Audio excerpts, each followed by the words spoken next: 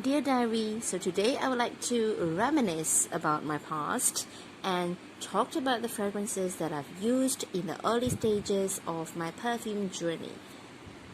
So, these two fragrances, let's first talk about this fragrance. It is Mood Magic by Nutox and it is Crave Eau de Parfum. I'm sure it's not well known because it is a drugstore brand, and Nutox is one of the brand that does all these facial products, and one of the line is the perfume line, and one of it is this Crave EDP. So I got this, I believe, I can't really remember. I think I got this like early 2011 or 2010. I'm not so sure. And this is a fragrance that I've tested in the drugstore, and it was really inexpensive, and I first started using perfume, so I thought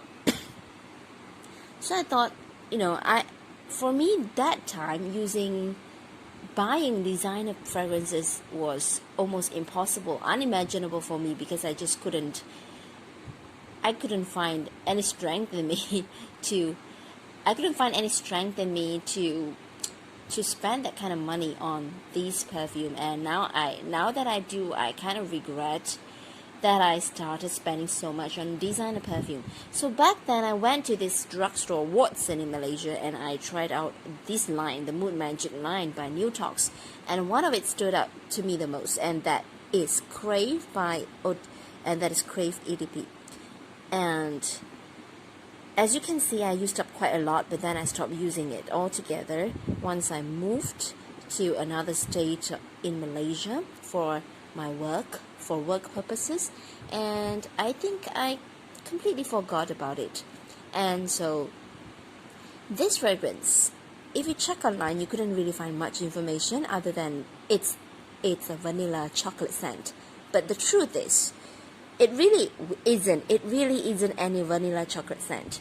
I couldn't believe that that it is listed vanilla chocolate. There's nothing vanillic, nothing chocolatey in this fragrance. It's totally a floral perfume. And as to what kind of floral, I would say it's a mix of a white and pink bouquet kind of flower. As the notes are not listed, but I can assume that this is not orange blossom. This is not fresh or grapey like orange blossom like. I think that it has a little bit of gardenia and also a little bit of tuberose, but it truly lacks the characteristic of this signature tuberose scent. I think people generally can't accept tuberose in the mass market. If it's really a tuberose perfume, I don't think I would have gotten it, because tuberose, I think it's an acquired taste for me. So I think this scent is totally a floral scent. There's nothing vanilla, nothing chocolatey about this, and it's totally floral. It's gardenia. There's a little bit heavy. It's a little bit heavy, and I think it could be some kind of bluebell or something like that. It's just a tiny little bit of that to add to the green aspect to this fragrance. It's not that this fragrance is totally green. It's just that it's very florally and with a little bit of greenness. And it's truly a plant-based fragrance. It's really not what it claimed to be, like vanilla chocolate. Really, it doesn't strike me anything vanilla. It doesn't strike me as anything chocolatey. So, yeah. I think this is very, out of context.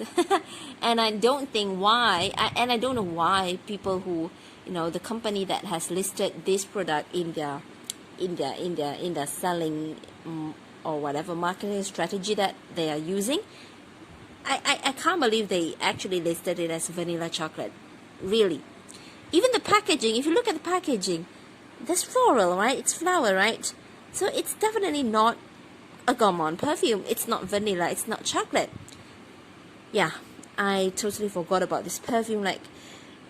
like a few days until a few days ago, sorry, a month ago, I think, until a month ago, I took out all of my stuff from this old box, and yeah, I found this perfume in my box, and it struck, and then it all these memories just came back to my mind. So this is the beginning of my perfume addiction. This is the beginning of my I don't know what to say, this is the beginning of my wallet becoming thinner, and the money in my bank slowly disappearing into buying all these fragrances, and the bottles are getting more and more. So other than this scent, I have this scent from the Body Shop. I think it's long discontinued. This is a fragrance that I really loved, but it really took me a while to get it, because I was debating in myself to get it or not, since the price wasn't that. The price for me during that time was quite high. I really didn't spend much on perfume, you know. I wasn't a perfume girl, and now I am. So this is a very alluring but simple honey scent. I just love it. I love it. And one day, my boyfriend back then, which is now my husband, he used it on him. Although it's an eau de toilette, you know what? He used it, he sprayed it in the morning.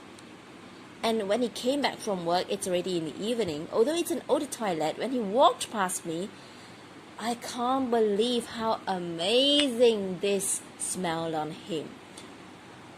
Well, I didn't tell him, because I was afraid that he would use up all of my perfume. But I really enjoy this one. However, I stopped using it because, I don't know, maybe there were other things that grabbed my attention during that time. In fact, I have the Body Shop fragrances that I've already given out to people. For example, the discontinued version of this Body Shop White Musk.